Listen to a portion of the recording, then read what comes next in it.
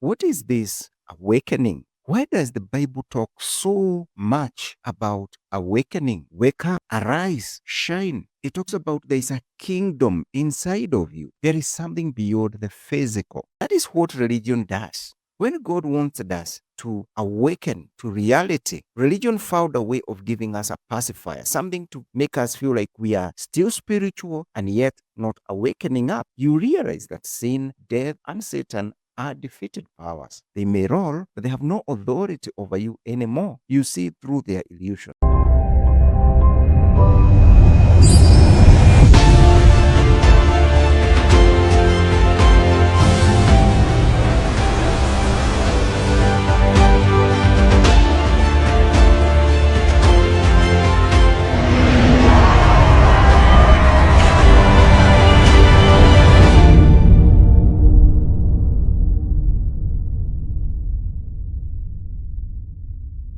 Hello and welcome once again. This is Nelson Karanja, and this is God and I, Creative Locus. We have been talking about awakening. We've been talking also about the veil that covers us from the actual spiritual reality that God intended us to experience. And we've been referring to the movie The Matrix. And granted, yes, I know there are many people who actually don't watch movies, or it's just that sci-fis are not your kind of movie. But it has a good parallel that brings out something that believers didn't need to look into.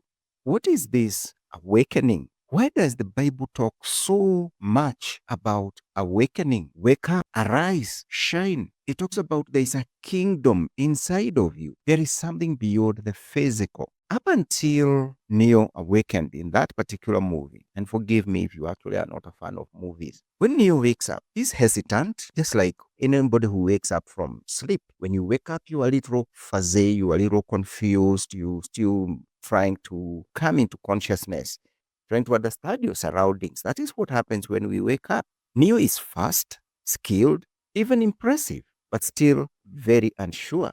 Just like us, when we start to get glimpses of the kingdom of heaven that is within us, we are not sure. We get glimpses, we get excited, and then the reality pulls us right back into the matrix of this world, and we start to falter in our steps. For Neo, when he believes, that moment he doesn't just dodge bullets. Now he stops them. He doesn't just fight the system. He can see right through it. The code is laid bare before his eyes, and the illusion loses its power over him. And that's exactly what happened at the cross for those who believe. And I'm not just talking about those who call themselves Christians. Christianity has become a religion. But in a way, I feel like religion, not just Christianity, but all religions have actually become more like a rocking bed. If you have a child and they are asleep and you don't want them to wake up, because for whatever reason you feel it's more peaceful when they are asleep, for whatever reason you want them to remain asleep, and you find that they're starting to wake up, most parents give them a pacifier so they get something busy to do, even if they're actually not really circling anything, but they still feel like there's something they are getting. And then you give them some rocking movement so that they get the feeling of motion like they are awake, and then it lulls them right back to sleep. That is what religion does. When God wanted us to awaken to reality, religion found a way of giving us a pacifier, something to make us feel like we are still spiritual and yet not awakening up. And yes, I know this is a sensitive topic, but religion is not equivalent to awakening. Religion is like that rocking bed for a baby so that you can remain asleep. But at the cross, that curtain or veil that separated humanity from the presence of God, that is what was dealt with. In the Old Testament, we are told about this veil that was in the temple. Only the high priest could go beyond it once a year with blood. It was a constant reminder you are still on the outside. But in that moment, the veil wasn't just fabric tearing in a temple. It was the spiritual barrier, the illusion, the blindness, the matrix being ripped apart. That is what Isaiah foresaw in Isaiah 25, verse 7. He said, on this mountain, he will destroy the shroud that enfolds all peoples, the sheet that covers all nations.